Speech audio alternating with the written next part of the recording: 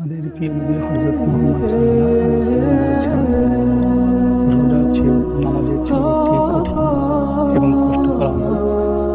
সেটি হলো হযরত রাদিয়াল্লাহু তাআলা আনহু থেকে একটি হাদিস বর্ণিত যে কারো যদি রাগ উঠে যায়, সেই সময় যদি ওই বান্দাটা তার রাগ তার শরীরের ভিতরে নিয়ন্ত্রণ করতে পারে, সেই ইবাদত আল্লাহ তাআলা মহান আল্লাহ তাআলা বলেছেন যে রোজার চেয়ে কষ্টকর আমল।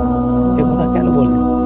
একথা বলার উদ্দেশ্য হলো, আমাদের যখন শরীরের ভিতরে রাগ উঠে, মস্তিষ্ক যখন আমাদের বিগড়ে যায়, তখন আমাদের শরীর নিজেদের কন্ট্রোলে থাকে না। সেই জন্যই মহান আল্লাহ তাআলা বলেছেন যে তুমি যদি কারোর উপর রাগ ঝাড়তে পারো, তখন যদি সেই বান্দার প্রতি তুমি যদি রাগ না ধরো, তখন রোজার চেয়েও কষ্টকর আমল হিসাবে তুমি সেটার সওয়াব পাবে। আপনি 17-18 ঘন্টা রোজা রাখার পরেও, মহান আল্লাহ তাআলাকে ভয় করে সারাদিন না খেয়ে রোজা থাকার পরেও এই আমলটা মহান আল্লাহ তাআলা কেন এত গুরুত্বপূর্ণ এবং মহান আল্লাহ তাআলা বললেন এই আমলটা কেন দামি?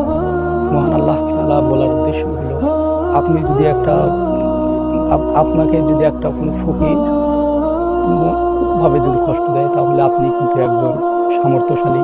আপনি ইচ্ছা করলে কিন্তু ওই ফকিরকে গালি দিতে, ধাক্কা দিতে এবং মারতে পারেন। ওই সময় যদি আপনি ওই ফকিরকে আপনার মন থেকে, দিল থেকে ক্ষমা করে দেন, তাহলে আল্লাহ সুবহানাহু ওয়া তাআলা আপনাকেও অনেক বেশি ভালোবাসবে এবং আপনাকেও মহান আল্লাহ তাআলা ক্ষমা করে দিবেন। সেই জন্যই আমরা এই হাদিসটি থেকে জানতে পেরেছি যে রোজার চেয়েও, নামাজের চেয়েও কষ্টকর আমল হলো রাগ কন্ট্রোল করা। তো আমাদের রাগ কন্ট্রোলে আসলে আসে না। আমরা যখন রেগে যাই, তখন আমাদের নিজের শরীর নিজের কন্ট্রোলে থাকে না।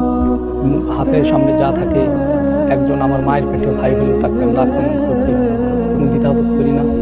সেই জন্যই মহান আল্লাহ তাআলা বলেছেন যে এই আমলটা অনেক কষ্টকর।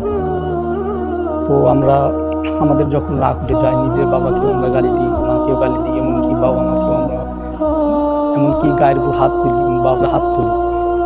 তো এই আমল আমরা যারা করতে পারবো, সেই আমলের মহান আল্লাহ তাআলা নেক করতে পারি। মহান আল্লাহ তাআলা এই আমলের নেক খাদিয়া আল্লাহ তাআলা নিজে আমাদেরকে দান করবেন।